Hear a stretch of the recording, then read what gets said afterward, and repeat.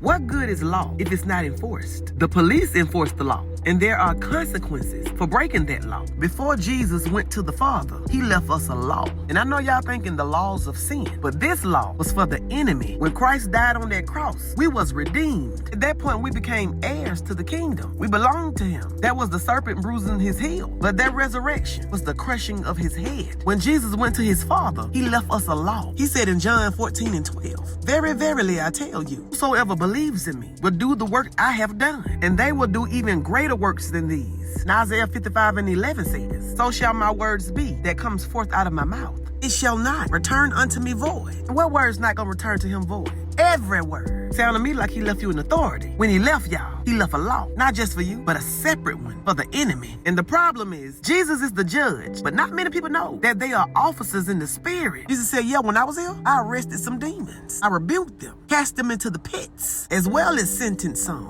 into pigs. But God left you to do more than that. One thing about the enemy, he don't care nothing about no law, especially if we don't care about the law. Imagine being in a world where not one officer care. Officer, that man about to break in that house over there. I don't care. I'm tired. It's hot outside. And the stuff I got going on in my life is way more important. What would it look like if officers stopped caring about their neighbors because the warfare in their lives are too heavy to be out here helping get weight off others? We are those officers in the spirit. God said today, what good is a law if it's not being enforced? The enemy out here breaking in everybody's house, breaking into everybody's minds. My God, breaking up everybody's families, holding everybody hostage because they're in a world where law is there, but it's not enforced. In a world where he know Jesus went to the Father, left us in charge to do greater works than he have. But the enemy know we ain't doing it. And the enemy not blind. He know the law there. When we go to public parks, we see the signs that says no smoking, no vandalizing, no this, no that. We see the law. We notice the rules. Yet you'll still find people smoking, still throwing trash out on the ground. And that's because ain't no active security out there.